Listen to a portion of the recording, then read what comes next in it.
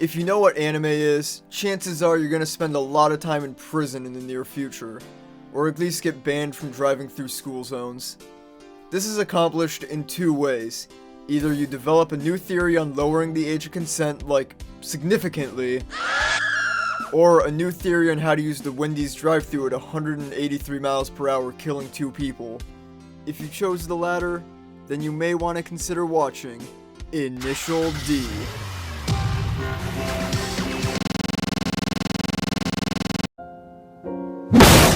If you've been living under the roof of a house, you've probably never watched the classic street racing anime Initial D. Despite its relevance in internet meme subcultures thanks to its Eurobeat soundtrack,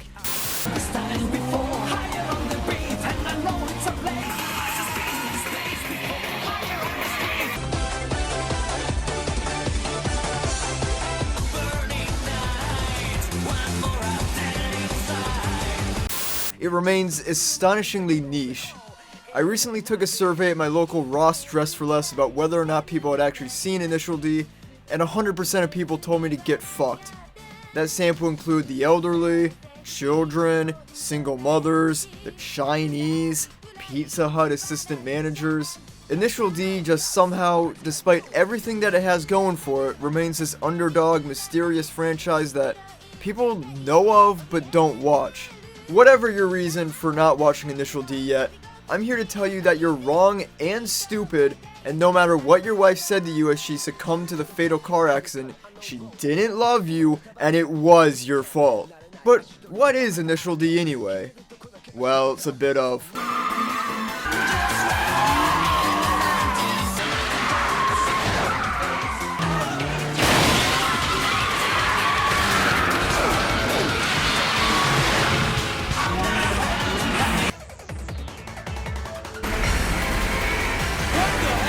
Initial D is a coming-of-age story about how sometimes all a young man needs to find himself and realize his dreams is fast cars and bitches. Takumi Fujiwara is your average, everyday anime protagonist, skilled beyond reason and endlessly endearing.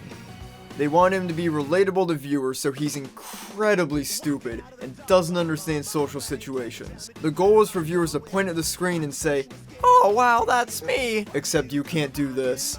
Or this. The series deals with the complex realities of navigating high school and romance while also learning who you are by driving your dad's Toyota Corolla really fast. In Initial D, finding the perfect exit point in your drift may be hard, but nothing's harder than growing up. I know you never use that brain of yours, but here you are acting like you're thinking about something constantly. It's become a part of me. I don't know. Lately I've been thinking a lot about all the different things that could happen to us in the future. He's just cynical about driving. You know, typical rebel teenage BS. Driving is actually kind of cool. Your dad's seriously taking the car and you've got no idea when he's coming back?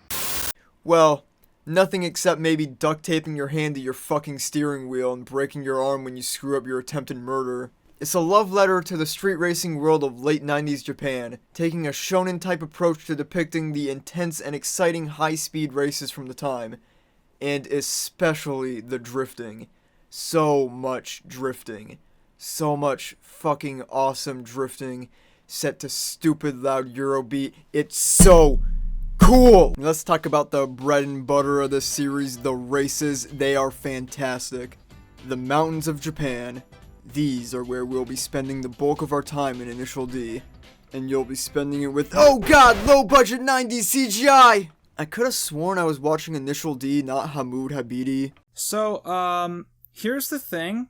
If you have a thing against CGI in anime or cartoons, the show may give you primal rage. But before you go into your TED shed, let me just tell you that they could have done the whole show in this style. We're lucky. And honestly, it doesn't look that bad. You get used to it, I promise. Sure, the background sprites are clearly PNGs that can't move, but neither can you. Anyway, like I said, imagine a shonen and the over-exaggerated extremity of every action, and now apply that to street racing. What do you get? An erection that lasts for over 38 hours and 16 minutes. A good Initial D race has 4 elements. 1. A solid setup. Race this guy so dad will buy you gas and you can take your skank ass hoe to the beach. Race this guy because he hurt your friend and duct taping your hand to the steering wheel sounds fun. Race this guy so your friend can get laid. No, that's a real one, check it out. I want to race the 8-6 here on my home turf. That's my final wish as a racer. If you help me, I'll even give you my virginity. You gotta give us a reason to want to see our boy win. He's the race car boy! He's the one who wins! 2. A crazy driving technique. The races gotta do something cool, like drive on the side of the road, gutter drift, reverse drift. It has to make me say, hell yeah. 3. The race should also have interesting camera work. Keep it close to the cars because that feels faster, and if anyone's gonna talk, make damn sure it's important and doesn't waste our time. They also do a lot of shaky cam. Make it visually interesting. Later seasons are gonna fuck this up. 4. Eurobeat, Eurobeat, Eurobeat, Eurobeat, Eurobeat. Eurobeat existed way before Initial D, being an offshoot of dance music, which is an offshoot of regular music, which is an offshoot of bird noises. Eurobeat is a collaboration between Italy and Japan, which, right off the bat, sounds like a bad idea to anyone who took 10th grade history. But unlike the commercial failure that was the Axis powers of World War II, Eurobeat is all about high-octane, fast-paced dance music that makes you feel like mainlining shit into your own ass.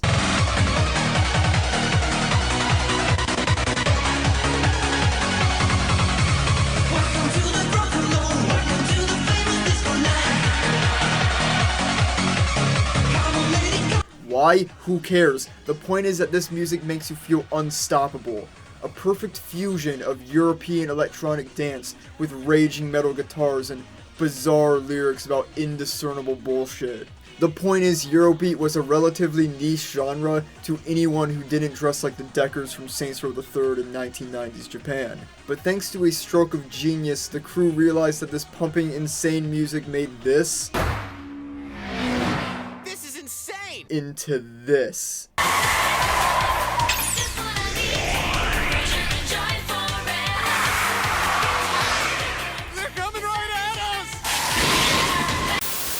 Eurobeat matches the high heart rate you have when you're speeding on a mountain where one wrong turn means death. It matches the adrenaline. It is racing.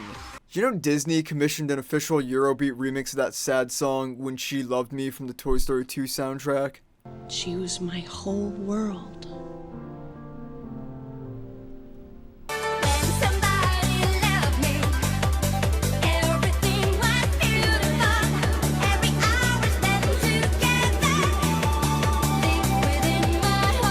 Turns, but also twists and turns. You learn a bit about the cars too. It took me from being a poopy shit ass who knew nothing of cars to a shitty poop ass who owns a Gran Turismo game. I mean, honestly, if you can watch a race from Initial D, and especially the earlier stages, and not like what you see, I straight up just hate you. We're not meant to cross paths. Before I go in depth and discuss each and every inch of this goddamn series, let's go over some real life history just to explain what exactly the fuck is going on here. In the beginning, God made the 1983 Terreno AE86, an unassuming Toyota Corolla hatchback that for some reason, beyond my expertise, happens to be one of the best and most influential drift cars of all time. The Terreno AE86 is a lot like this ball of tinfoil. It may look like trash, but under the right conditions, it can shine like a star. If you want me to actually explain why this car is good, that's tough. I can't. I'm an Initial D fan. I think it looks cool though. Pop-up headlights need to come back. Fuck a pedestrian. Later on in the 1970s, Kunimitsu Takahashi, a Japanese circuit racer, learned how to control understeer and developed a new technique called drifting. 40 years later, an American teenage boy named Tyler will crash his dad's 2003 Camry trying to do donuts in the Costco parking lot. He'll be without a Game Boy Advance for 2 weeks. Somewhere between this, during the 1980s, Kiichi Tsuchiya, a student of Takahashi, would don the title of Drift King because he was actually really good at it, unlike Tyler who lost his Game Boy Advance for being so shit at it. Tsuchiya had this brilliant idea to teach kids that drifting was epic, so he partnered with Japanese racing magazines to produce the Plus B videos, which were so cool and successful the Japanese government suspended his license. But the damage was done. You can't suspend the future. and the teenagers of Japan decided not to masturbate themselves to death playing Puckman like they had planned. Instead, they would drift.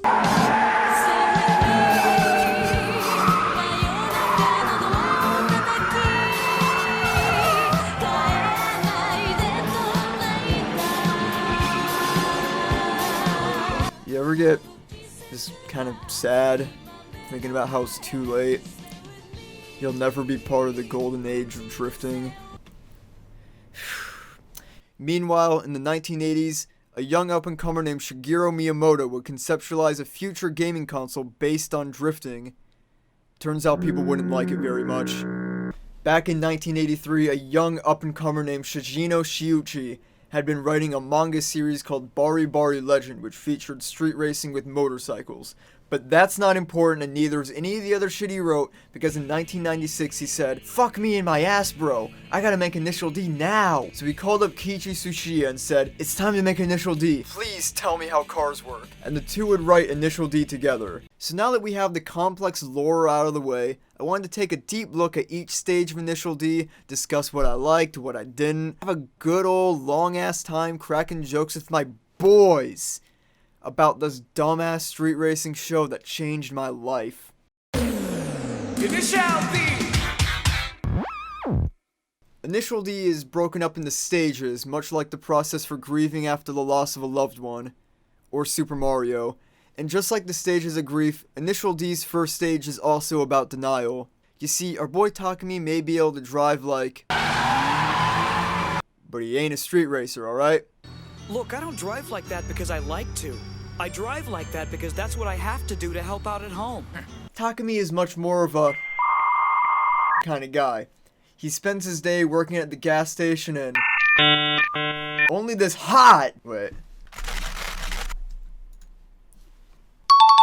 Japanese sexy schoolgirl with a fat ass can really get his attention. But how did a guy who doesn't care about driving get so good? Allow me to explain his father's master plan. Step 1. Open a tofu restaurant. Make my son deliver the tofu at 4 in the morning every day. Why would you want your son to be good at street racing? What a stupid fucking question. I assume you want your son to be good at color guard, right? Fucking flag spinning dipshit. My son Takumi's gonna be fast. He's gonna drive the Scion TC. Turbo.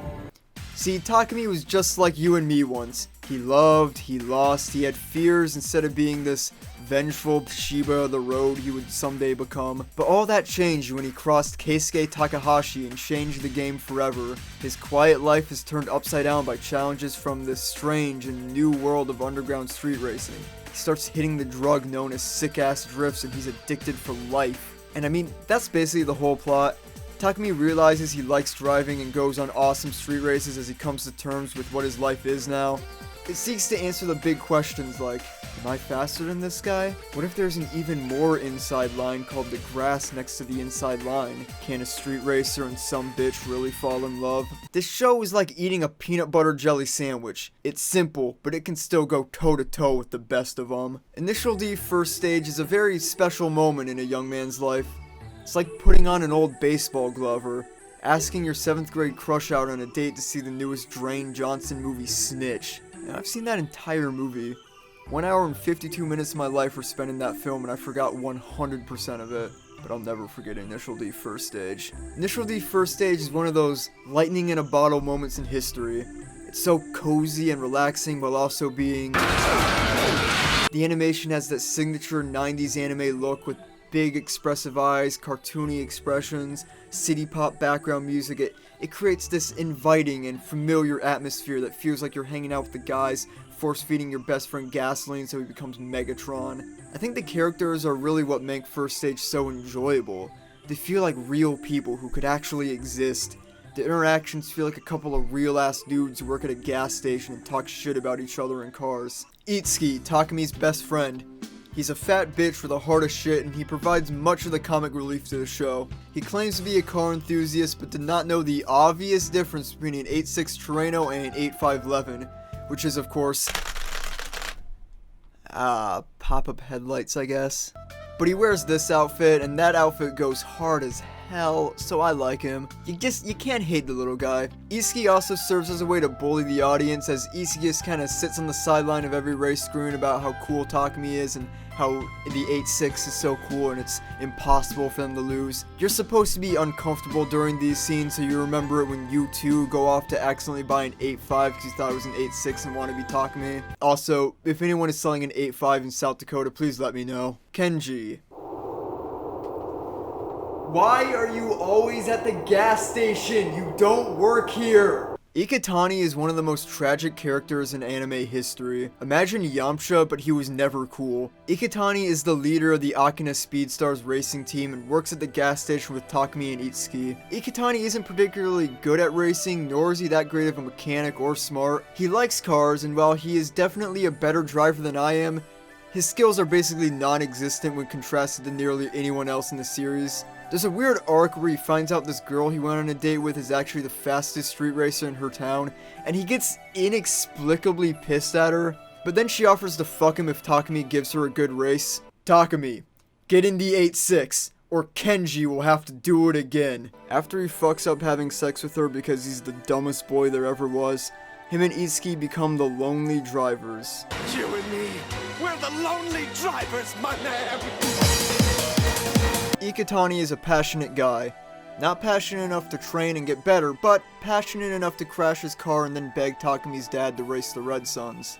He cares about his hometown of Akina a lot, and before Takumi came along, Ikitani held the entire pride of his city on his shoulders, and there's nothing a street racer loves more than their hometown and holding the fastest lap times and winning the races held there. You gotta win the races for all the Akina Speedstars like Kenji and him and that guy. The boys. Bunta, Takumi's dad with an unknown power level. He can drift a car with no hands while lighting a cigarette. Takumi's mother is never shown or mentioned once in the entire extended franchise, so we can only assume she died from an extreme case of WAP. It's my personal headcanon that Takumi's mother was just some groupie whore that Bunta knocked up, so he gave up racing to open up a tofu restaurant that he canonically hates, just so Takumi could have a good life. This is the most logical answer. Despite being designed by a Japanese man, his caliper of squinty eyes still feels incredibly uncomfortable to me. But Bunta is cool as shit. He actively encourages his son to street race and is a very chill drunk. He spends his evenings reading the newspaper and hanging out with his best friend Yuichi, who he hates. But it's not just the main Speedstar boys we see in every episode that spice it up. It's the side characters too. The drama of the street racing scene as Takumi rips and tears through them is so much fun. Unlike most anime where the stakes are like the fate of the universe or demonic invasions and shit, Initial D is like, who's gonna be the fastest driver on this random mountain road? But they treat it with the same level of hype and energy as any other shonen would, so it's still just as entertaining. Like, yeah, they might get hurt and die, but honestly, the consequences for their dangerous passions are nearly non-existent and barely acknowledged more than a handful of times throughout the whole series. And the police just don't exist. Everyone treats street racing so seriously. There's power structures, legendary drivers, egos, and pride. Like, Ryosuke's wearing a suit in this scene. Like his hobby couldn't very easily get innocent normal drivers killed. The arc about the Night Kids Nakazato and Shingo and their shifting power dynamics early on is treated like rival brothers battling for their father's kingdom or some insane epic shit, and in reality it's just two assholes who want to be the fastest driver on their team. Oh, and I gotta talk about the Takahashi brothers. They're the leaders of the Akagi Red Suns, and they're the fuckest group of street racers you ever did saw. What do you say, guys? We can exchange some ideas, maybe even make some friends. Fucking assholes. Keisuke is basically Vegeta. He's Takumi's biggest enemy, but only he knows it. Takumi doesn't really give a shit. Ryosuke is the cool, quiet, and scary one. Ryosuke is a quiet, computer-using motherfucker who has never lost a single race ever. He may be quieter, but just like high school, it's the quiet ones you want to look out for. The most dangerous person in the room isn't the one with the gun, it's the one with the book. Let's read his manga bio real quick. Likes, his beloved FC. Dislikes, stupid, big-breasted women. His life's work is developing a theory for ultimate speed on public roads. His one weakness is his affection for his younger female cousin. Yeah, I suppose when you put it like that, maybe he is a little bit unhinged and insane. First stage culminates in a big battle between Takumi and Ryosuke Takahashi. Ryosuke is a fantastic final boss to the season because although he's always been there, he's kind of just been in the background. This terrifying, incredible driver who's been watching Takumi stack up wins doesn't feel the same disdain his colleagues feel. Ryosuke never lost a race before, so most racers bore him with their shitty cool cars and expensive mods because he still wins in an 80s RX-7 FC anyway. They're all style, no skills. So this high school kid drifting in his dad's Terreno 86, pissing off the entire street racing world, is very exciting to him. He sees a bit of himself in Takumi. All of Takumi's challengers in the past have doubted him, not taken it seriously, been dickheads, and overall just underestimated the shit out of him despite their better judgment. But Ryosuke is different because he takes it very seriously for a good reason. He wants Takumi to take it seriously. He wants to see what he can do. Ryosuke loves racing, he loves the mountains, and he loves the sport, and to him, Takumi is the one who embodies everything he loves about it. So he and Takumi engage in one last balls to the walls race, and if Ryosuke loses, he'll retire forever. What follows is easily one of, if not the best race in the series. If you've seen it, you've seen it. If not, why the fuck are you still watching? I'm literally gonna spoil the entire series. Anyway, what I'm getting at here is I really loved First Stage. It works as its own little self-contained story about finding your passions, changing the world, learning who you are, while also being this really quaint and comfy story about one summer in a small town in Japan where you and your friends casually risked death all the time because it's fun. A time before cell phones and Angry Birds. In the 90s, we had illegal toge racing. What do we have now? SJWs. But yeah, Initial D First Stage, fucking 10 out of 10.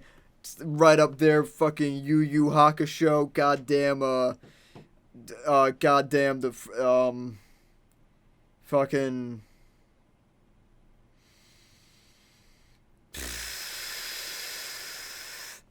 I don't watch that much anime. Initial D.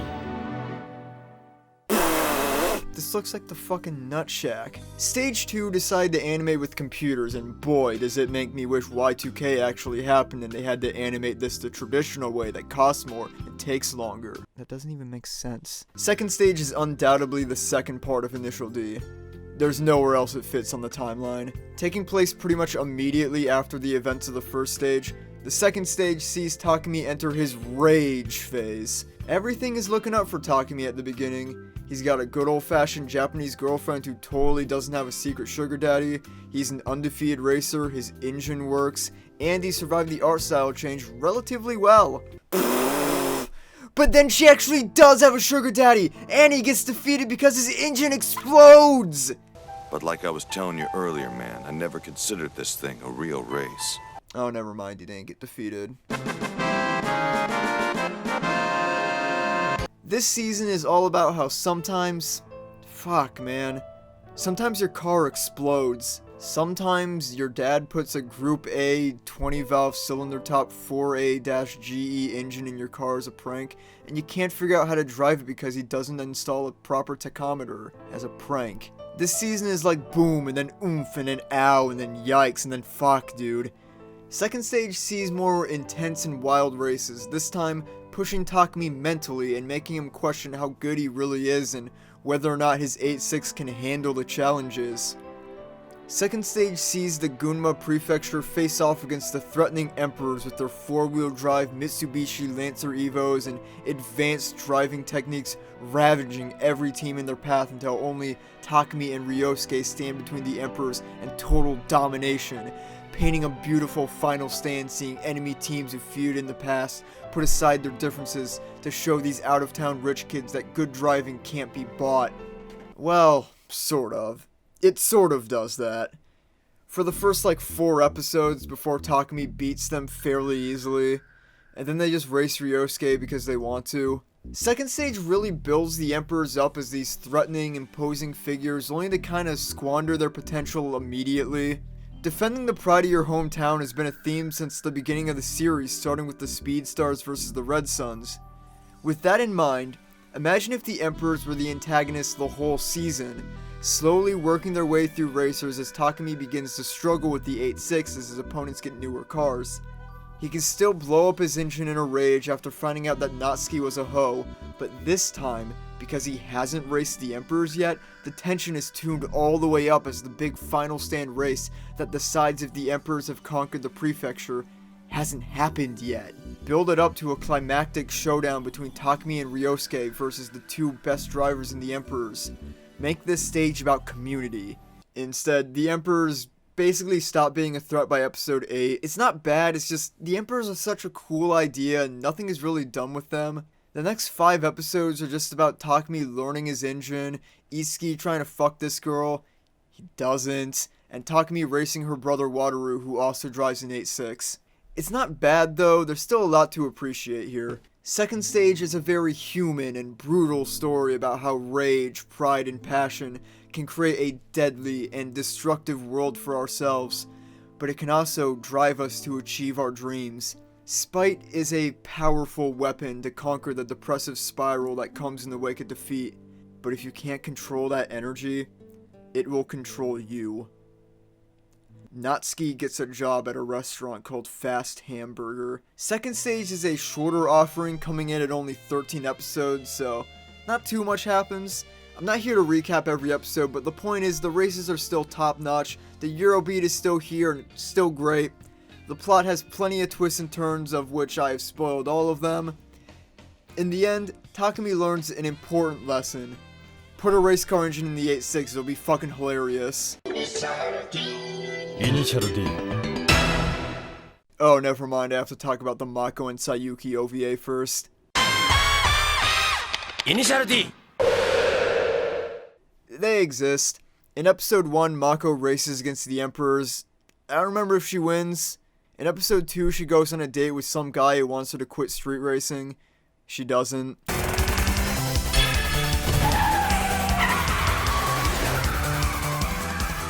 All I remember from this OVA, and all anyone else remembers, is that we get to see Mako and Sayuki naked because Shuichi is a very horny man, and Mako and Sayuki just happen to be drawings who can't say no. Was it necessary? No. Was it jarring to see titties in this show? Very much. Initial D.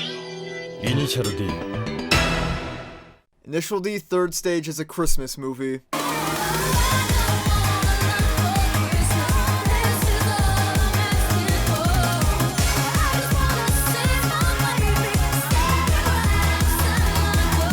Takumi must learn an even more importanter message. Sometimes you have to sacrifice the things you love. This time it's your car's suspension.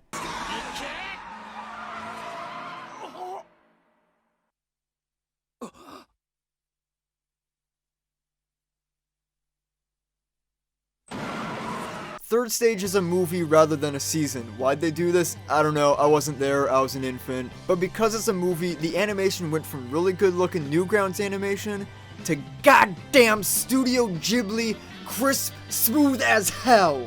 If you've been watching on Hulu, they did a sneaky little prank and they didn't put this one on the platform because we were born to suffer. It's on Funimation's website for free, I think, but Funimation's website. If the first stage was denial and the second stage was rage, then third stage is bargaining. Because Takumi goes to the store. Third stage is all about what Takumi is going to do with his life. Should he join Ryosuke's Fastest in Kanto project and help Ryosuke and Keisuke invade neighboring towns and conquer all their mountains?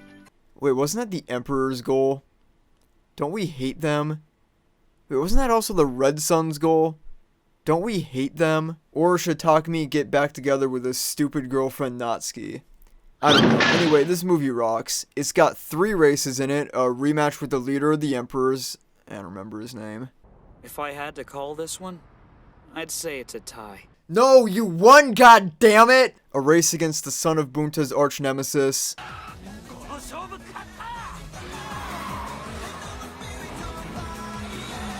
Nothing ever really prepares you for how much that race rocks. And finally, a race against a guy who kidnapped Natsuki to her. Wait, what the fuck? So remember back in first stage when there were flashbacks to Takumi punching that guy for talking shit about Natsuki? This is the guy. He's back, and quite frankly, I can't say I think he's a very good guy. Third stage concludes with a dramatic, high-stakes chase up and down Mount Akina as Takumi must save Natsuki before it's too late. Impossible! How could a relic like that tailgate a four-wheel drive? He said to a competitive rally car. Besides the races, it's mostly just about Takumi wrapping up his big character arcs that have been in place since the beginning. Does he want to race for the rest of his life? Does he want to date Natsuki? Can these two aspects possibly coexist? Will he accept Keisuke's offer to train with him in Ryosuke's new team so they can have a dramatic final rematch afterwards? God, I can't wait to see that rematch. Third stage is good for what it is, and what it is a simple little movie about jumping your Corolla off a cliff. It's got plenty of heart and soul, and the races are fun and unique to this movie while also looking beautiful the whole way through. I don't really feel like there were any missed opportunities here. It wraps up everything real nicely. Takumi decides to join Ryosuke's secret racing team project, and Natsuki goes to college in Tokyo, which obviously means they can't date anymore and they go their separate ways forever. Yeah, I'm glad we spent all that time on that. At the end of the day, Initial D Third Stage didn't need to be a movie, but neither did Steve Irwin's Funeral, yet I own both on DVD.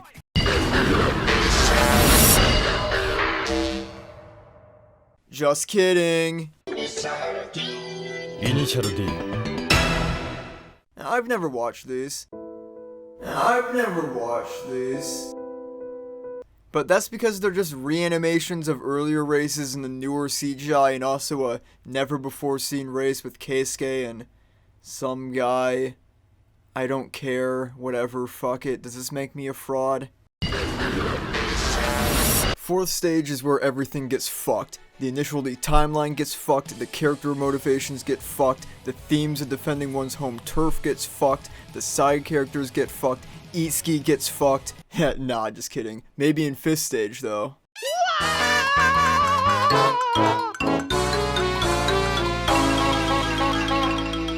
Fourth stage is all about that local community menace slash psychopath Ryosuke's fastest in Kanto project, now officially dubbed Project D. What D stands for is a secret, for some reason. Project D's goal is simple.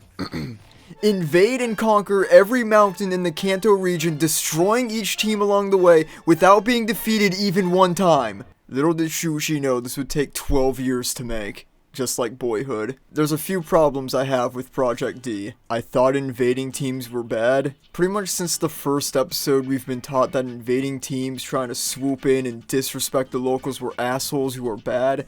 Half of second stage was about that. Now, sure, at its core, Initial D is a sports drama series, and in sports you either have a defending team or an invading team, and the first 3 stages were already about defending your home course, with a few exceptions. But I don't know, this still feels weird to me for our boys to be on the other side of it, coming into their homes and rough and tumbling these dudes. Project D is ridiculous. I mean, not only do they have dedicated mechanics for each car, but also multiple vans full of tires, parts, advanced computer simulations. I mean, goddamn, they're basically Dragnov from Rocky IV, but for some reason they're the ones we're supposed to be rooting for. The original 3 stages work so well for me and most people because Takumi and the 8-6 were the underdogs, showing up to races with nothing but raw skill in the faces of devastating odds. Now he is the devastating odds, and it's less fun. Bum, bum, bum, bum, bum, bum. This guy is not getting easy. Because of all these things, 4th stage is categorized as depression. It's kinda just sad. Natsuki's gone, Takumi doesn't understand how to drive all-wheel drive cars, he has no time for the boys anymore, he's lonely, all these teams are sad because they totally dumpstered it, I'm sad because I'm out of Cheetos. I think for the most part, the races in 4th stage still rock tits, and most have some pretty iconic and unforgettable moments in them. Like this one that I frequently find myself wondering, how the fuck they do that? No, stop! What are you doing? What are you doing? What are you doing? What are you doing? What are you doing with your life? Me! Welcome to Dark Souls, bitch!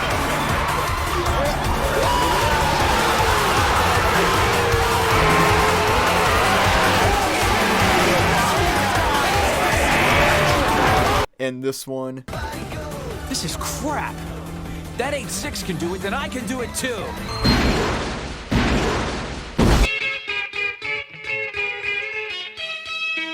Comparing a race in first to fourth, however, I absolutely prefer first stage races.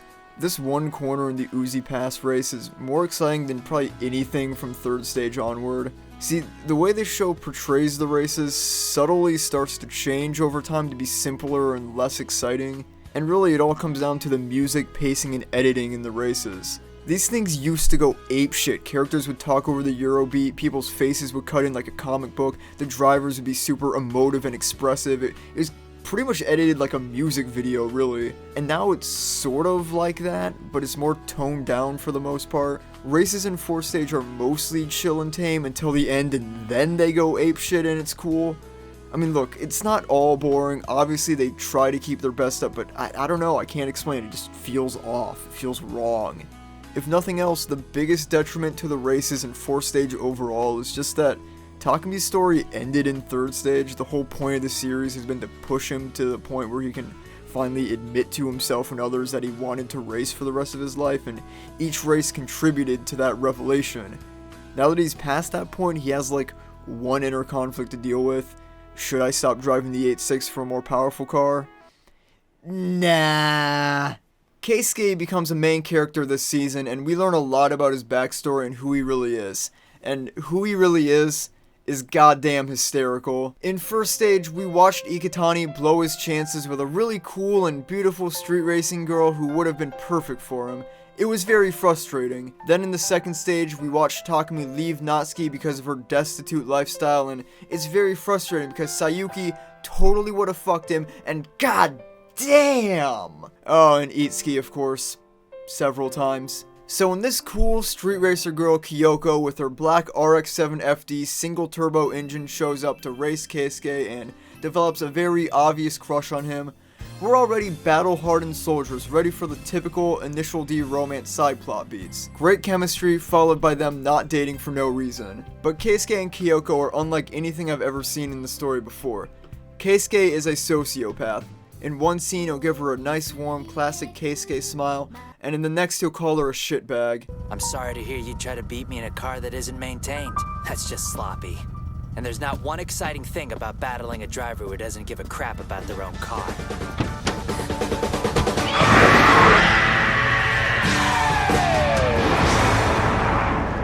And then she'll cry and he'll be like, just kidding, let's fix your car. So she's like, oh, I can make him love me by starting in front so that way he has to watch me drive and respect me. And it's actually a pretty cool gimmick for a race, and it seems to have worked pretty well. So she goes to visit him at his home course and he tells her to fuck off. I want to see you. I want to keep seeing you. If it's here or out or wherever, I don't care. You don't get it. I told you I didn't want you here, but here you are pushing yourself on me.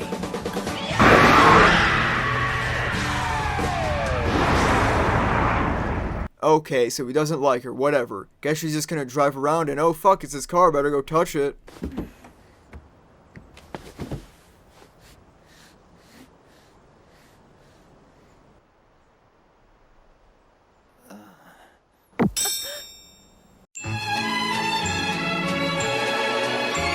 Nah, that's what he should have done.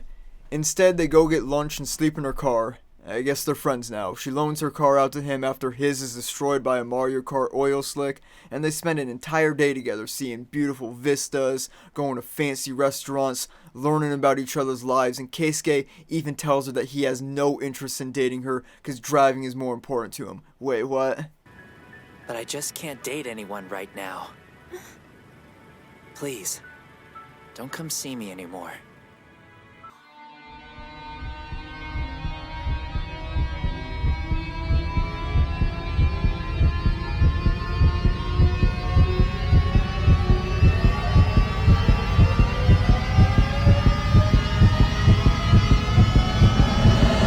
Are you serious? Good show, Lawful Copter.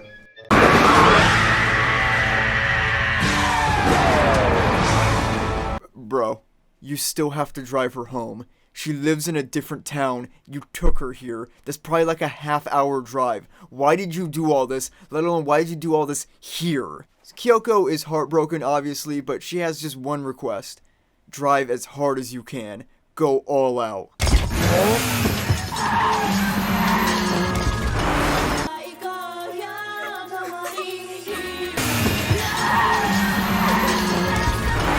She's lamenting that she'll never be with him and crying while he's just like, I'm driving. Well, besides all that, what else does fourth stage have that I haven't talked about yet? Those scenes, that one. Am I missing something? Where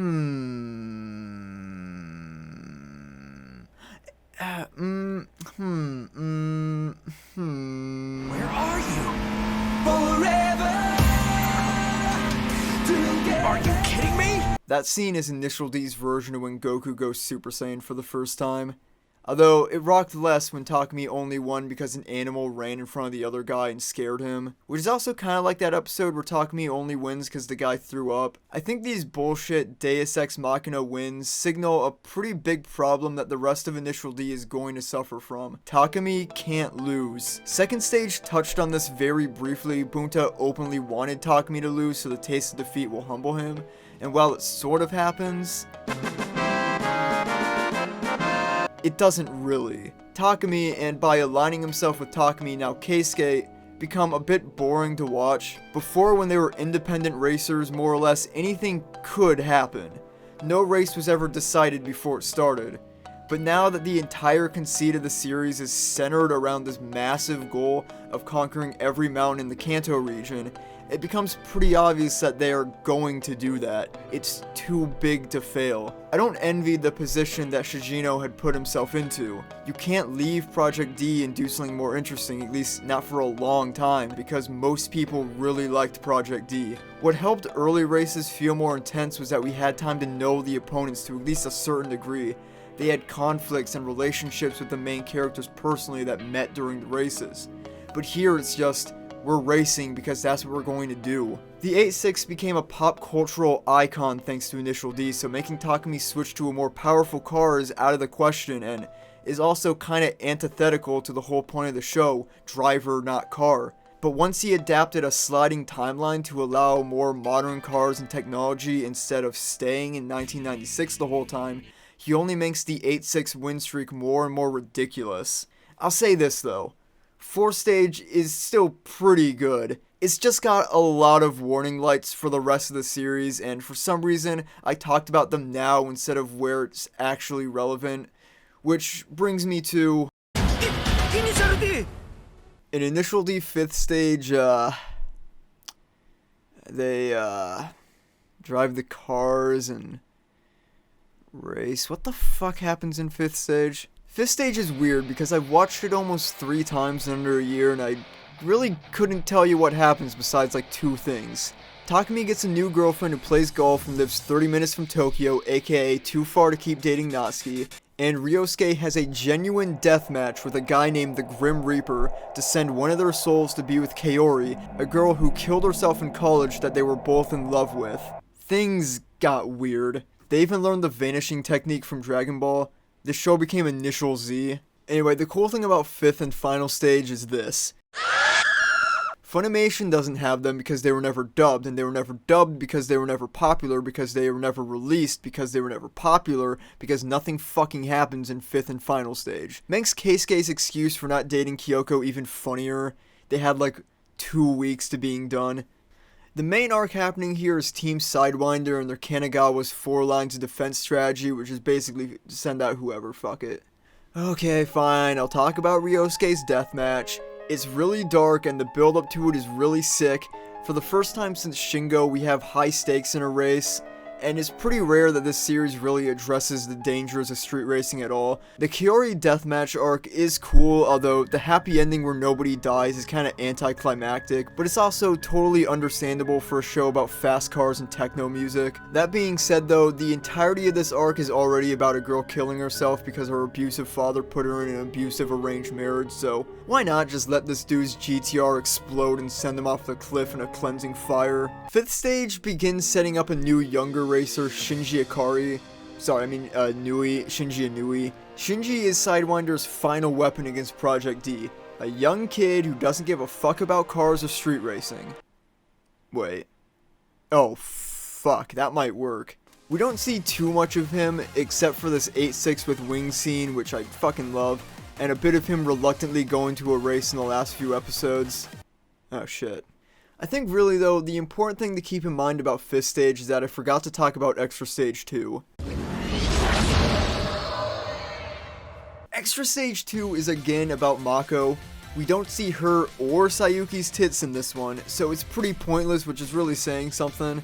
In Extra Stage 2, we get to see Takumi attempting to train Ikutani and Itsuki to be good drifters. We see Ikutani's mom, whoa, say hi Mrs. Ikutani, okay, bye Mrs. Ikutani. And Mako is back, so she decides to give Ikutani one more chance to smash. Will he do it?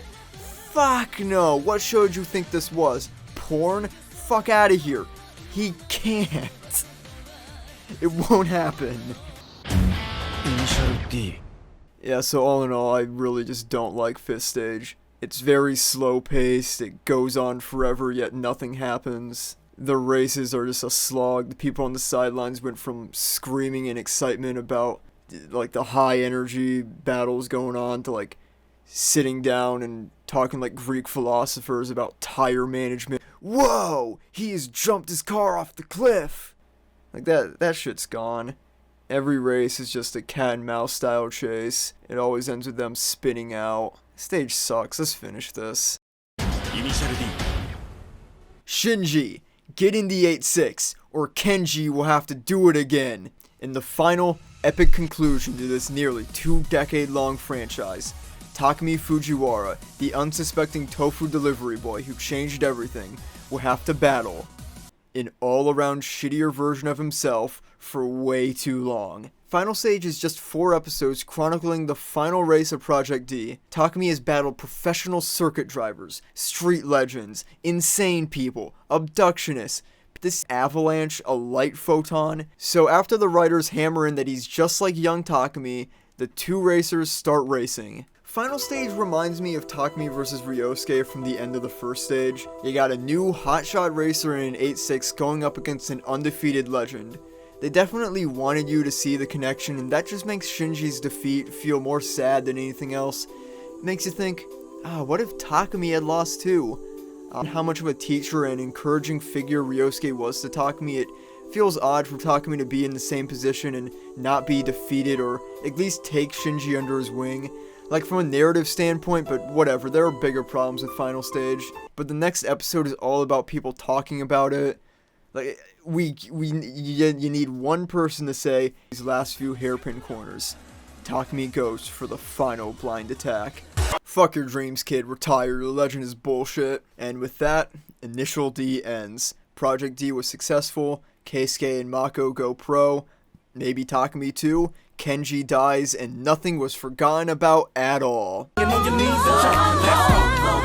I am hopeful for today. Take this music and use it. Let it take you away. And be hopeful, hopeful, and he'll make a way. I know it ain't easy, but that's okay. Cause we hopeful. Yes, I am hopeful for today. Take this music and use it. Let it take you away. And be hopeful, hopeful, and he'll make a way.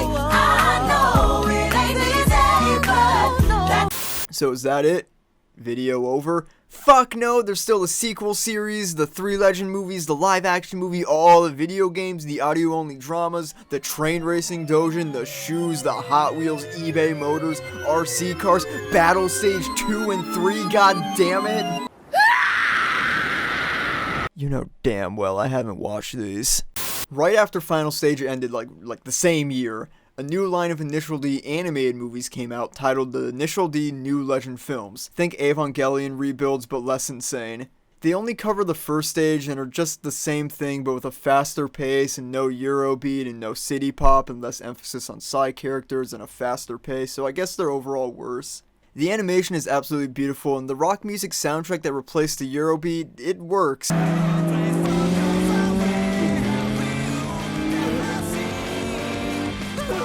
But but it works like a substitute teacher who doesn't know what the class is, but he brought a bag full of baby carrots, so whatever. These films are fine retellings, but I think the slower pace and build up of First Stage still edges out. They rework and rearrange many key moments and omit many others, such as the entire Mako arc, but she and Sayuki still appear in the third movie. But what if Initial D was a Hong Kong movie? That's the question that Andrew Lau and Alan Mack set out to answer with 2005's Initial D. This movie's just weird. They have a strong dedication to details, going so far as to use the real-life locations and mountains in Japan that the manga was based off of, and even giving Takumi the same New Balance sneakers and including the Natsuki panty shot. But then they make Bunta an abusive alcoholic who can barely function, and fuse Ryosuke and Keisuke into one character, and also try to squeeze all of the events of first, second, and third stage into one movie. Overall, it's far from the worst adaptation I've ever seen. Seeing the real cars drifting in real life is cool, I'll give them that, but the soundtrack sucks. I like the scene where Izuki tries to race in a Honda CR-V. Hey, Ikitani wasn't in this movie. The best Initial D live-action movie is actually 1997's High Voltage, because there's an American 8.6 on the street around the 20-minute mark in the movie. Fuck, I love that movie. Fuck it, High Voltage review. Imagine Reservoir Dogs if it was directed by John Woo. A bunch of small-time heisters accidentally hit a bank owned by the Vietnamese mob and have to fight for their lives in an over-the-top gun-fu story full of love, betrayal, tragedy, and wacky hijinks. This movie is a perfect fucking 10. There's a fuck ton of Initial D games like Ryosuke's Perfect Typing Theory, Type the Letters to Drift the Car. The best ones are the arcade series. They're mostly just in Japan, though there are some American ones.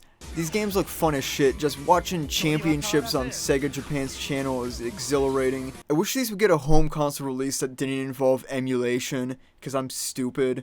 There's a new Initial D coming out in Japan, which is again purely arcade and purely Japan, which is under another lockdown, so get fucked. I guess you could say any racing game with an 8.6 in it is an Initial D game. Yeah. So here we are, at the end of the journey. What have we learned here? I really like Initial D, and I've wasted way too much time on this video. I don't even know what the point of this video was anymore. I just like this show and wanted to talk about it. Initial D is one of those special series where it may not have been the most influential to the industry around it, but it was for those who watched it. Sure, the draw is cars drifting around to techno music, and at the end of the day, that is the main point of the series, but it's also a great cross-section of cultures, bringing together greasy anime freaks and greasy car guys. Who could have imagined there could possibly be peace here? And if it weren't for Initial D, I never would have installed my own brakes with some friends instead of paying a mechanic to do it. Unless we fucked up and I die, in which case fuck you, Initial D. I squeeze cat, I squeeze cat, I squeeze cat, I squeeze cat, I squeeze cat, till my clips is empty. Till my clips is empty. I squeeze cat, till my clips is